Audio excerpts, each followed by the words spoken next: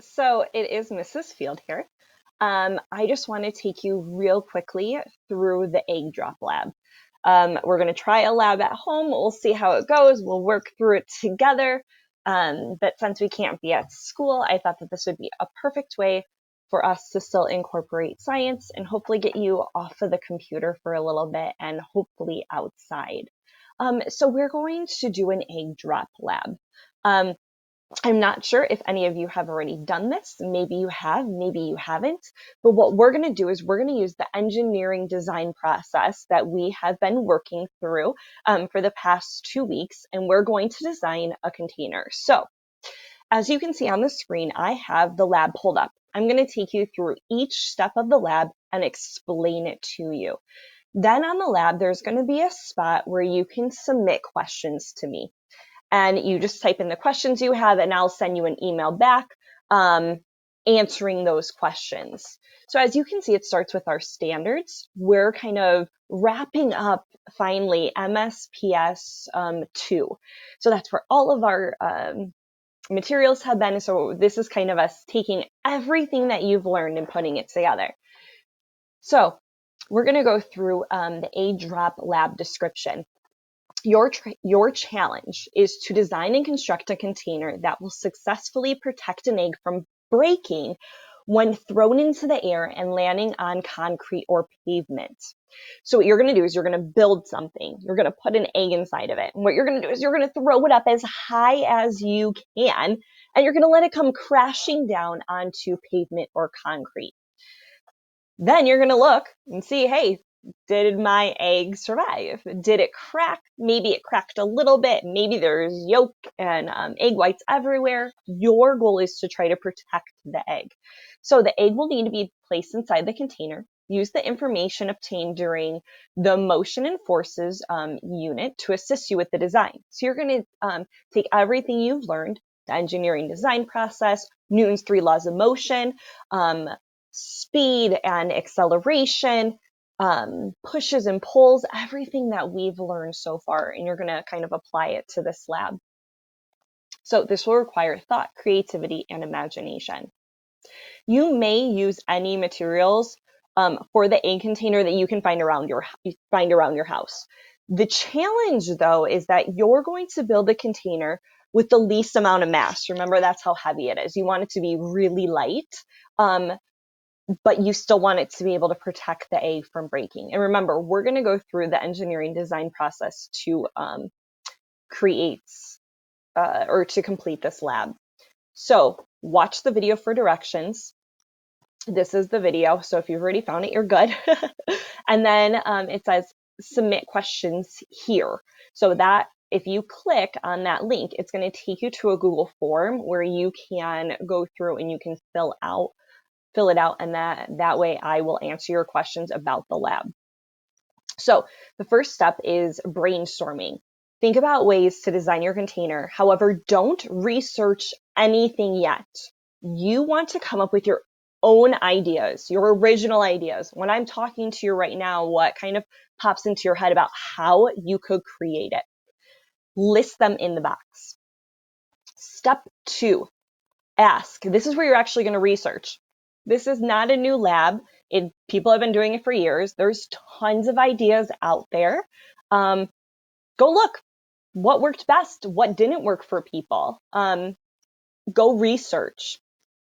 However, be realistic as to what you can actually create with the supplies that are in your house already.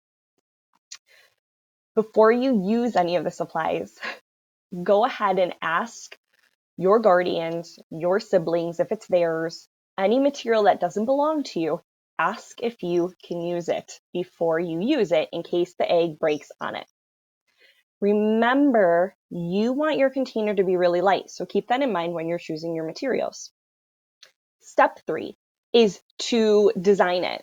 This is where you're actually going to create a sketch. You can do that on paper, you can draw it out, or you can do it using Google Draw, and then you put it into the box here. You want to add labels to the materials. The directions say add labels of the materials you will or would use. So some of you are going to have access to things in your house that you can use to build. Some of you might not have access for things to use. So you can complete this lab either way. If you actually have this stuff, I want you to build. I want you to create this. I want you to do it. However, if you don't have access to all of the things that you need to, then you're just going to still go through all of the steps, but you might not actually be building it and testing it. So how would you actually go through this? What materials would you use? Your design is going to be constantly like updating. So you can constantly keep changing your design. Create, this is where you actually build it. I want you to put the pieces together. I want you to put the egg in. You are going to test it out, see if it works, film it so that you can share your results later, and then answer the questions. Does your container hold an egg? How much does your container weigh? Can you make your container lighter? And then does your container work to protect your egg? Now, this is the part where some of you are actually going to do it, and some of you might not actually build it. If you don't actually build because you don't have the supplies or for whatever reason, I want you to go ahead and look at other people's. So I want you to go find a video on YouTube and I want you to watch their egg drop. And I still want you to answer these questions.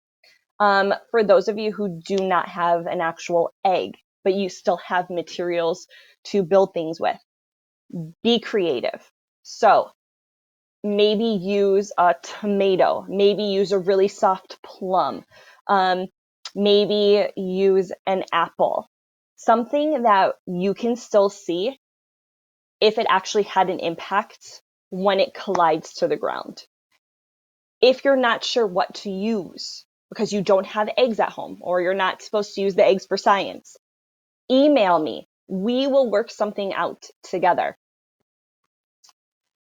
Let's keep going. Oops. All right, so step 5, improve. List ways that you could/would improve your container to provide more protection for your egg and how you can make your container lighter. So you're just going to list the ways. Optional though is for you to actually go back and make your container better. What could you do to actually make it lighter? If your egg broke, how can you improve your design so that it doesn't break next time? Optional to actually go back and rebuild. Some of you might have the resources for this. Some of you, you might not be able to use that many eggs for this. So that part is optional to actually go back and do it, but I still want you to list how you would improve it. Step 6 is share. So film your container protecting your egg or film yourself just describing your container. So there's a Flipgrid link. I want you to film yourself with your object that you created, or I want you to actually film yourself throwing it up and letting it drop. And then let's say that you didn't actually build a container. I want you just in the box. I want you just to list the ways that you could share out your information. So maybe you would make a video, maybe you would make a slideshow, maybe you would make a poster. Just tell me how you could possibly share out your information. So again, some of you are going to be building this container to protect your egg where you throw it up and then it drops to the ground.